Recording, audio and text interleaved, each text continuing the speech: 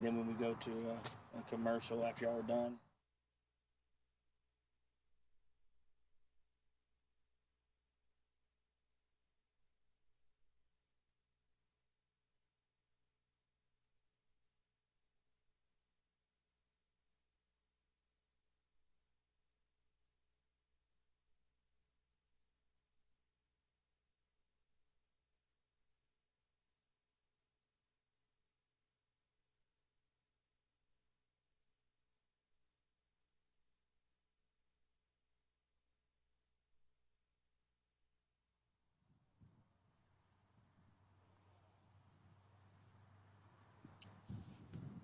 Welcome, Eagle fans, to the Week 9 Inside Look at Ouachita Christian Eagle Football. We are live here on Fitzhugh Field at Eagle Stadium, brought to you by Sonic Drive-In, located on 165 North in Monroe.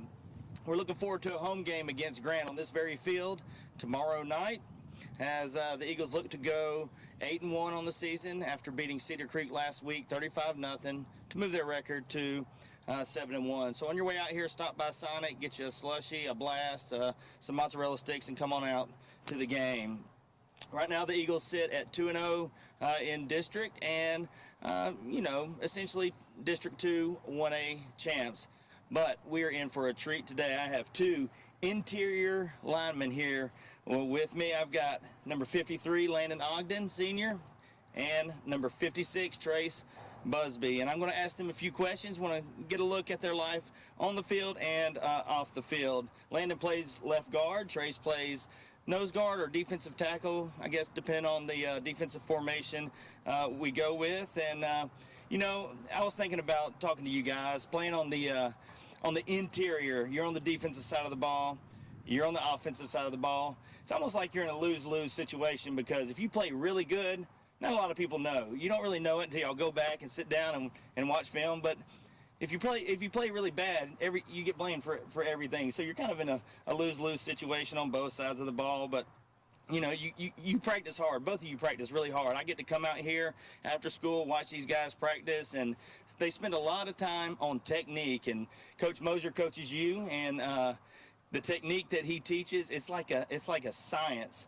The things that he makes you do. And what I've seen Landon do is really embrace that and become kind of the vocal leader, especially from what I've seen, during the practice time, helping the young guys come along. And so the first question that I want to ask you is, what is it like being coached by Tim Mosier?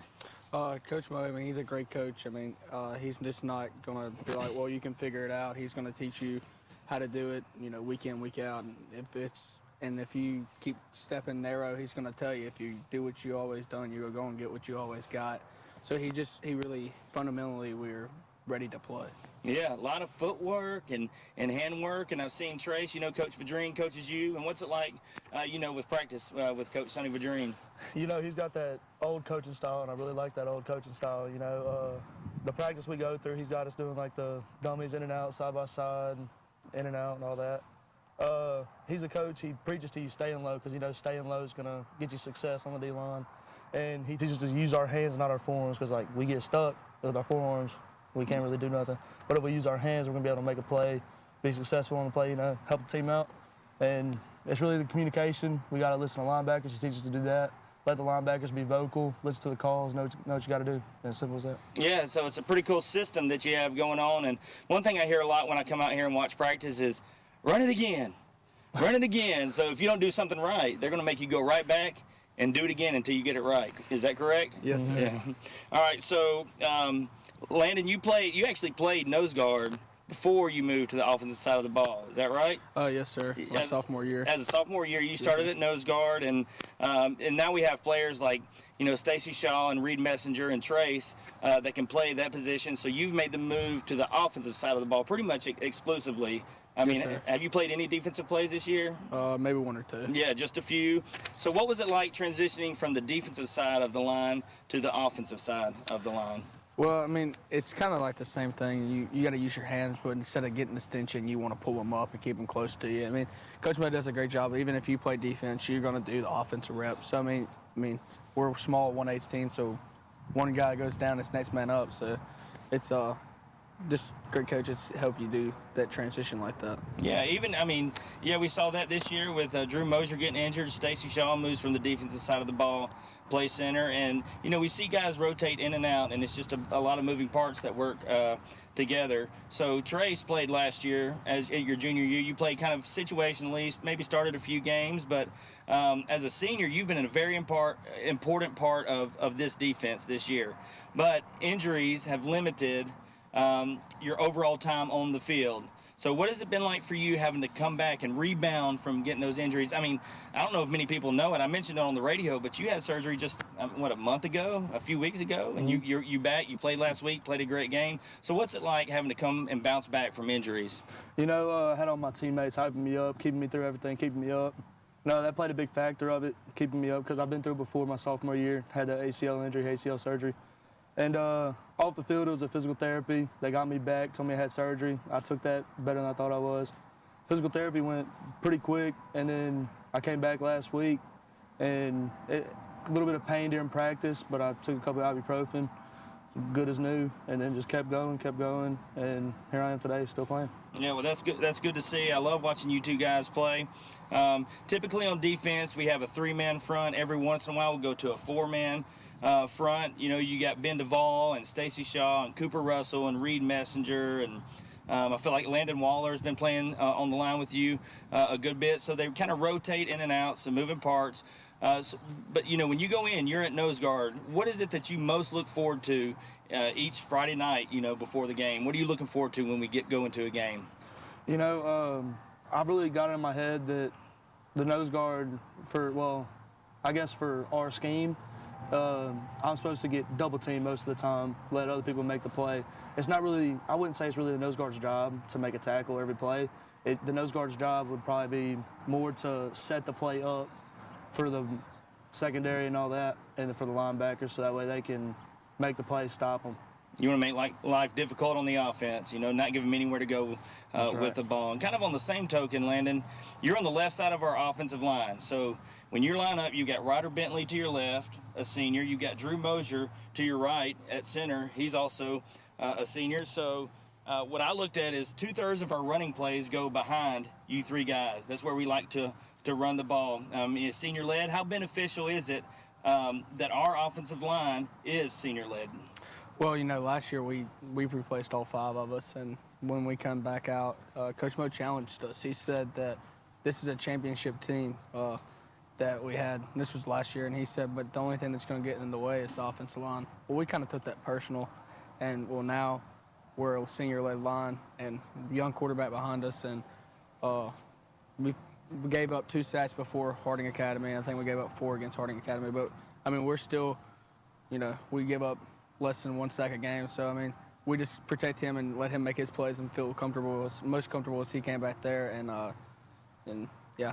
Yeah, well, you guys don't get a lot of credit that you deserve on the offensive line and on the defensive line. Like Trey said, you don't get the tackles or the highlights. If you make a tackle, not many people see it because you are on the interior there, and you get to see it on film. But you guys do a great job. I enjoy watching you guys play every week. But I know you guys outside of that. I've had both of you in class, and I get to watch both of you in the spring. You're multi-sport athletes. Okay, you're a thrower on the field events. You play baseball, and I guess what people want to know is there's more to you than being a football player or even an athlete. What do you like to do in your spare time, Landon? I like to duck hunt a lot. Well, it's about that time, isn't it? Yeah, it's getting close. Yeah. What about you, Trace? I really just like hanging out with friends, just going to the mall and just acting around and all that. I'm not really getting in trouble or getting kicked out, just having fun with them, hanging out with them, making memories. Yeah. He's got a good shoe game over there, Trace does. So a sock game today. I don't know if you can see it on the camera, but he's got a sock game strong today. So what are you guys going to remember most about your time here at Ouachita Christian?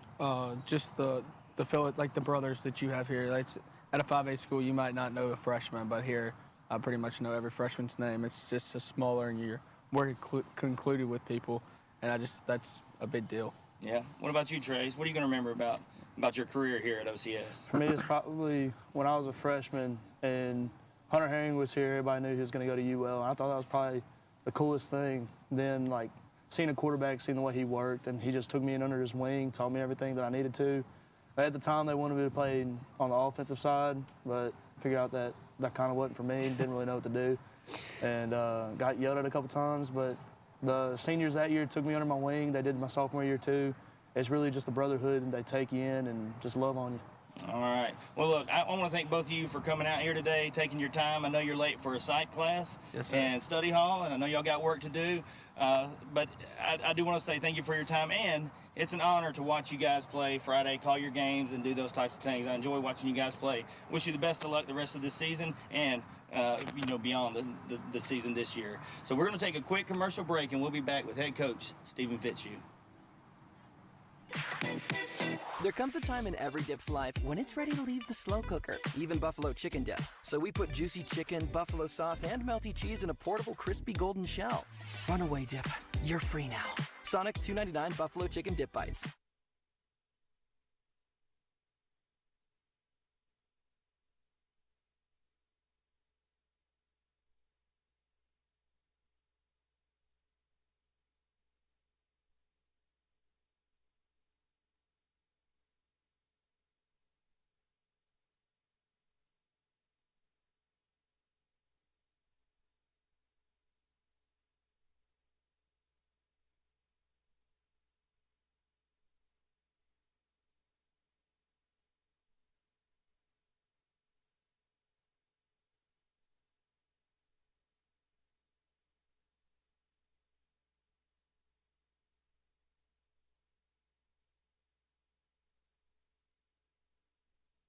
Welcome back to the Inside Look at Ouachita Christian Eagle football. I'm here with head coach Stephen Fitzhugh. Want to say nice win last Friday night against a pretty resilient Cedar Creek team. You know, it's I know we went into that game. I saw their roster. They only had about 27 or 28 kids rostered, but we won the game 35-0, moved to 7-1 on the season, 2-0 in district, and now we're going to look forward to our first ever matchup with the 4A Grant Cougars. But you know what? It's at home. Finally, we get to play at home. Tomorrow night, 7 p.m., we'll be here to watch the Eagles take on the Grant Cougars. So you've been coaching for a while, all right? I've got a question.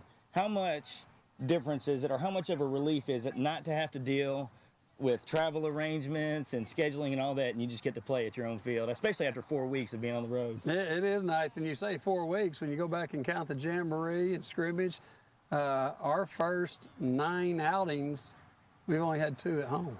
And we've been on the road, traveling a lot. I think it's been good for our guys in the sense that, there's no excuses. You get used to playing and adjusting, doing whatever you have to do.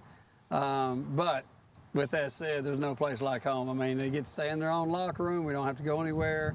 And so, again, it's great to be able to be back here. And then, as well, just to have the energy of your home crowd, because and we've had a great crowd this year. Every away game we've played, neutral site or an opponent's stadium, but their homes, we've had more fans than the home team did. And so we've had great fan support this year, and I appreciate that. But I feel like when we're at home, you have even more, because the elementary kids and stuff like that, they're more likely to come out when it's at your own place. And so, it's great to be at home and see those stands packed and the student section. And so it's going to be great to be here for these next 2 weeks for sure. And then hopefully throughout the playoffs as well. Well, that's what I was just about to say, because we think about the football team and all the equipment, but our tech crew and radio, we got a bunch of equipment that we got to haul all over the place. And so when we took it upstairs today to get ready for this very interview, I was like, man, I hope this doesn't move until we take it to New Orleans. And so we hope we get some home games several in a row. That would be nice. Yeah, it sure would be nice. But we got a little ways to go before we do that. We got this game tomorrow. But before that, I want to look back again at this Cedar Creek game. Like I mentioned, it was a resilient team, and the game was interesting. It was like the clock ran the whole time. So, we were early getting out of there. But other than that, it seemed like a slow, grueling game. Our offense only had 4 possessions in the first half and 4 possessions in the second half, not counting the victory formation at the end. So that was a different type of game than we've seen all year. What can you take away to use for your team to help them for these last 2 games of the regular season and into the playoffs? Well, every possession counts, and you know, we stalled out on our first possession offensively on downs, and then had a turnover on our second possession. And then when we're going in at halftime, our kids are like, "It's already halftime," and I was like, "That's what the flexbone offense does to you. Is it shortens the game. I mean, I'm accustomed to watching Harding University run the flexbone each and every week, and it's the same thing. They may hold the ball for 9, 10 minutes of the each quarter, and it just runs the clock down, and so you got to make each possession count, and so with it being 14-0 right there, our guys knew that, hey, they're probably going to try to steal a possession with an onside kick right here, and Cooper Russell did a good job of fielding that onside kick, and then again for us to be able to get a score and expand the lead. That's also what you want to do against a team that is predominantly run and eat up the clock. Is if you can get them out of their game to where maybe they have to start passing a little bit more, something like that, doing things they're not used to.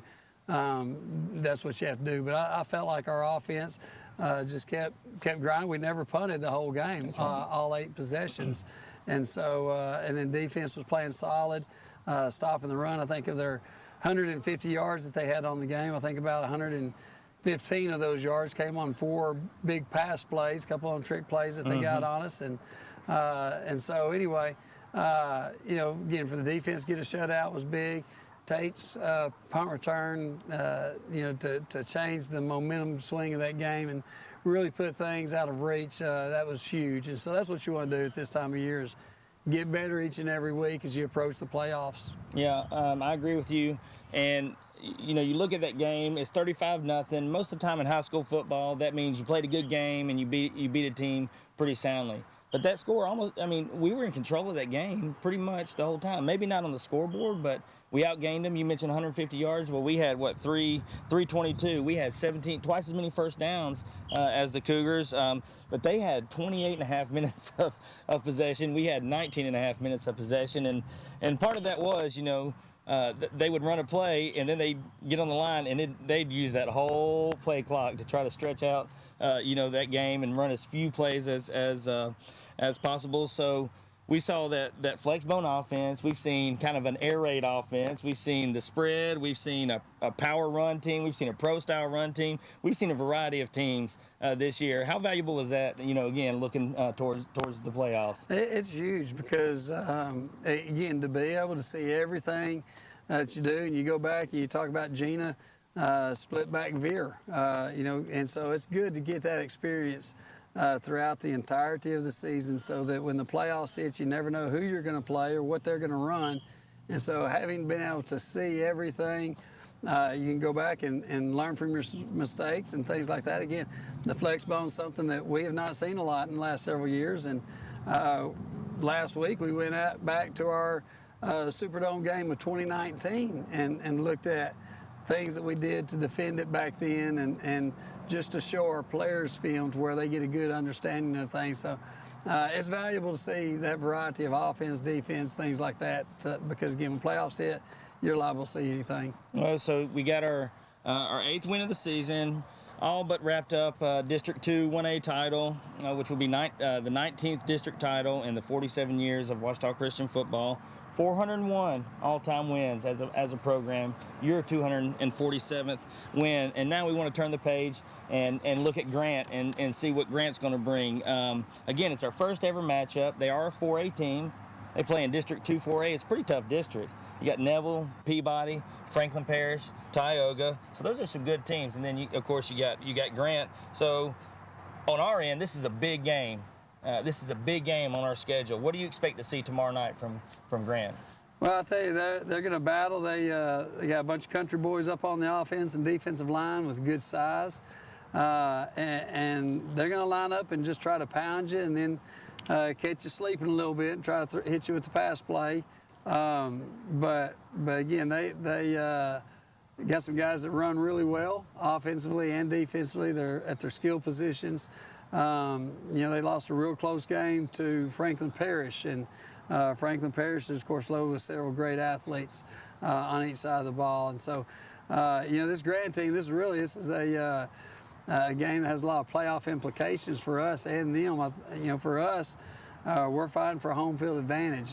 For them, they're sitting right now about number 33 to 34 in the power ratings, and so they're fighting to get into the playoffs with a victory, and so it's going to be a big ball game. And again, it's going to be nice to have it here at home, but we got that challenge that we bounced back strong last week, and the thing is now we've got to keep getting stronger as we approach the playoffs, because you don't want to limp going into the playoffs. You want to be playing your best football, and so that's our goal. That's our challenge, is to step up and build on top of what we did last week. So you mentioned home field in the playoffs. Currently, we sit at number 4.